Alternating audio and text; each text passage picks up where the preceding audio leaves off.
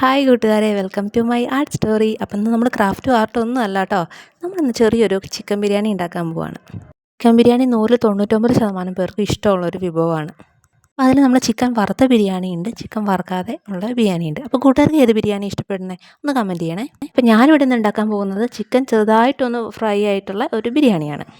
അപ്പോൾ അതിന് നമ്മൾ ഞാൻ എഴുതി കാണിക്കുന്ന ഇൻഗ്രീഡിയൻസ് ഒക്കെ ചേർത്തതിന് ശേഷം ചിക്കൻ നന്നായിട്ട് പുരട്ടി നമ്മൾ ഫ്രിഡ്ജിൽ ഒരു മണിക്കൂർ റെസ്റ്റ് ചെയ്യാൻ വെക്കണം. അതിന് ശേഷമാണ് നമ്മൾ ചിക്കൻ ബിരിയാണി ഉണ്ടാക്കാൻ പോകുന്നത്.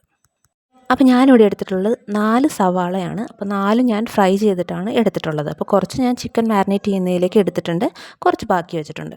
പിന്നെ നമുക്ക് അരി വേവിച്ചെടുക്കാം. അരി വേവിച്ചിട്ട് വാർത്തെടുക്കുകയാണ് ചെയ്യുന്നത്.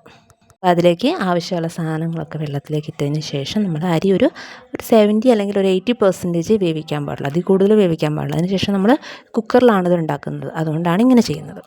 ഞാനിവിടെ എടുത്തിട്ടുള്ളത് 3 ഗ്ലാസ് അരിയാണ്.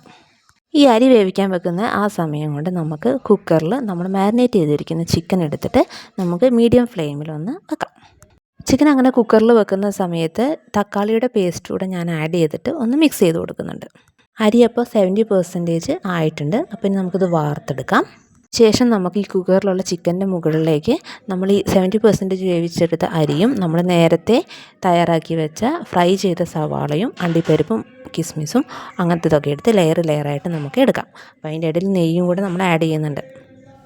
അപ്പോൾ ഞാനിവിടെ കുക്കർ മൊത്തം നിറയായിട്ട് ലെയറായിട്ട് വെച്ചിട്ടുണ്ട്. നമുക്കതൊരു വിസിലിന് വേവിച്ചെടുക്കണം. അപ്പോൾ എനിക്കിവിടെ ഇച്ചിരി കുക്കഡായിട്ട് റൈസ് ബാലൻസ് വന്നിട്ടുണ്ട്. അപ്പോൾ ഇതായതിനു ശേഷം മിക്സ് ചെയ്യുന്ന സമയത്ത് അതും കൂടെ കൂട്ടി ഇളക്കിയെടുക്കുകയാണ് ചെയ്യുന്നത്. കുക്കറിൽ വെക്കുമ്പോൾ മീഡിയം ഫ്ലെയിമിൽ വെക്കാൻ ശ്രദ്ധിക്കുമല്ലോ, അല്ലെങ്കിൽ അടുക്കി പിടിക്കും. അതുകൊണ്ടാണേ.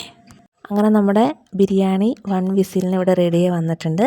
നമുക്ക് നന്നായിട്ടൊന്ന് ഇളക്കിയെടുക്കാം. നമ്മൾ നേരത്തെ ഞാൻ പറഞ്ഞിട്ട് ഇച്ചിരി ബാലൻസ് വന്നപ്പോൾ അതിലേക്ക് കൂട്ടി ഇളക്കി ഒന്ന് മിക്സ് ചെയ്തെടുക്കുന്നുണ്ട്.